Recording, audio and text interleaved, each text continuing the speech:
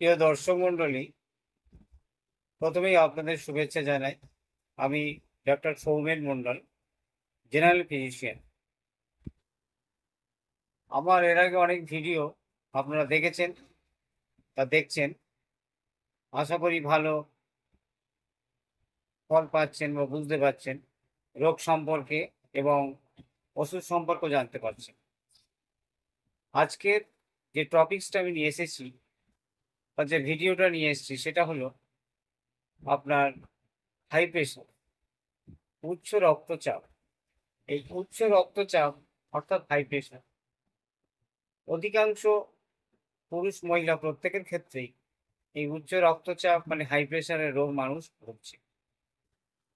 আপনারা এই হাই প্রেশারের রোগ যখনই হবে বা প্রেশার হাই হবে, সঙ্গে সঙ্গে ডাক্তারের শরণাপন্ন হবে। কেন প্রেশার হাই হচ্ছে তার সঙ্গে আগে থেকেই ডাক্তারের সঙ্গে পরামর্শ নেন। কিছু কিছু জিনিস আছে দেখবেন, যেমন খুব অতিরিক্ত গ্যাস হলে প্রেশার যে কোনো সময় বাড়তে পারে। খুব ডিপ্রেশন, খুব টেনশন, এই সমস্ত কারণেও প্রেশার হাই হতে পারে। অনিয়মিত খাওয়া দাওয়া, নিয়মিত যারা খাওয়া দাওয়া না করে তাদের ক্ষেত্রে অতিরিক্ত অ্যাসিড, অতিরিক্ত অম্ল গ্যাস হয়ে গিয়েও প্রেশার হাই করতে পারে। আর সব থেকে বড় কথা হচ্ছে কি চিন্তা। এই চিন্তা থাকলে বা তার থেকে দেখবেন অনেক সময় প্রেশার হাই হয়। এবং যদি আমাদের হার্টের মধ্যে দেখা যায় যে কোলেস্ট্রলের পরিমাণ বেড়ে গেছে, সেক্ষেত্রেও প্রেশার কিন্তু হাই হওয়ার সম্ভাবনা বেশি। অতএব সেক্ষেত্রে কি করবেন, কোলেস্টেরলটা চেক করে দেখতে হবে যে নর্মাল পজিশনে আছে না বেড়ে গেছে। নর্মাল আমাদের ১৫০ থাকে, যখনই ২০০-র উপরে চলে যায়, বর্ডার লাইন ক্রস করে, তখনই আমরা গুরুত্ব বেশি দেবো। কিংবা ১৫০ যখন ওভার হয়ে গিয়ে ধরুন ১৬০-৭০ এরকম হচ্ছে, তখন থেকে ডাক্তারের কাছে চিকিৎসা করা অবশ্যই উচিত। এই হাই প্রেশার রোগী নিয়মিত খাওয়া দাওয়া টাইমে করতে হবে, টেনশন থেকে মুক্ত থাকতে হবে, চিন্তা ভাবনা কমাতে হবে, তেল মশলা জাতীয় খাবার বর্জন করতে হবে। এইগুলো করে যদি আপনারা মেনটেন করতে পারেন, তাহলে আশা করি ভালো ফল পাবেন। হাই প্রেশারে যে কোনো মুহূর্তে আপনাদের স্ট্রোক হয়ে যাওয়ার সম্ভাবনা, বিশেষ করে যারা বয়স্ক মানুষ তাদের স্ট্রোক হওয়ার সম্ভাবনাটা বেশি। হার্টে যে কোনো মুহূর্তে দেখবেন কোলেস্টেরল যদি হাই হয়ে যায়, সেক্ষেত্রে কি হয়, রক্ত চলাচলের পথটা বন্ধ হয়ে গিয়ে সেখানে কি হয়, রক্ত জমাট বেঁধে যায়।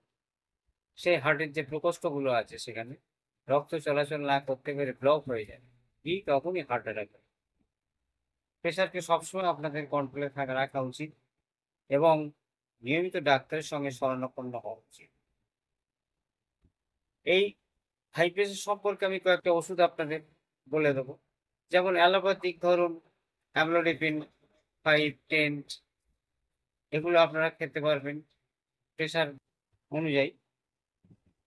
তার সঙ্গে দেখবেন অ্যামলোভাস এটি, যদি প্রেশার একটু বেশি থাকে। তার সঙ্গে টেলমি টেলমিভাস সিটি, এরকম নাম যা প্রত্যেকটা ওষুধ আছে সেগুলো কিন্তু প্রেশারের উপর নির্ভর করে আমরা সেটাকে প্রয়োগ করি। এমনি সব থেকে ভালো হচ্ছে নর্মাল প্রেশার যেগুলো থাকে, ধরুন একটু প্রেশার একটু সামান্য বেড়েছে, সেক্ষেত্রে নর্মাল মেডিসিন যেটাকে বলা যায় অ্যামলোডিপিন 5 বা 10 প্রতিদিন একটা করে যদি খাওয়া যায়, সেক্ষেত্রে দেখবেন প্রেশার বাড়বে না, প্রেশার কন্ট্রোলেই থাকবে। এছাড়া হোমিওপ্যাথিকের মধ্যে যারা আস্থা পান বা হোমিওপ্যাথি ট্রিটমেন্ট যদি করে থাকেন, সেক্ষেত্রেও ভালো ওষুধ কিছু আছে। যেমন রাউলফিয়া সারপেন্ডিনাম মাদার, প্রত্যহ ১০ ফোঁটা করে দিনে ২ বার প্রযোজ্য। সকাল সন্ধ্যে টিফিনের পর ৩ চামচ জলে মিশিয়ে খেতে পারেন, তাতেও আপনি ভালো থাকবেন। আর অ্যালোপ্যাথি চিকিৎসা যেটা, সেটা হচ্ছে কি, আপনার নিয়মিত ওষুধগুলো প্রত্যেকদিন একটা করে খাবেন। যেমন প্রেশারটা বাড়া কমার উপর নির্ভর করে, প্রেশারটা যদি বাড়ে সেক্ষেত্রে আপনার ডোজটাও সেরকম হবে, প্রেশারটা যদি বাড়ে তার মেডিসিনটাও সেরকম হবে। সেগুলো এর আগেও তো আমি বলে দিয়েছি। নর্মাল ভাবে আপনার প্রেশার যদি বাড়ে, অল্প বিস্তর ধরুন কারোর বয়স হচ্ছে দেখা গেল ১০০, কারোর বয়স ধরুন আপনার ৩০ বছর, সেখানে প্রেশার দেখা গেল হয়তো ১৫০/৯০, সেক্ষেত্রে কিন্তু আপনার প্রেশারের ওষুধ অবশ্যই খাওয়া উচিত। এবং 130/80 স্বাভাবিক প্রেশার থাকে একটা পূর্ণবয়স্ক মানুষের। যখনই প্রেশারটা 140 150/90 হচ্ছে, তখনই কিন্তু সঙ্গে সঙ্গে ওষুধ খাওয়া অবশ্যই প্রয়োজন। সেক্ষেত্রে আপনারা অ্যামলোডিপিন 5 বা অ্যামলোডিপিন 80 এগুলো আপনারা খেতে পারেন সকালে একটা করে টিফিনের পর। তার সঙ্গে প্রতিদিন একটা গ্যাসের ক্যাপসুল খাবেন। প্যান্ডি বা আপনার প্যান 40 সকালে খালি পেটে খাওয়া যেতে পারে। এবং কোলেস্টেরল যদি বাড়ে, লিপিড প্রোফাইলটা ব্লাডের মধ্যে চেক করে নেবেন।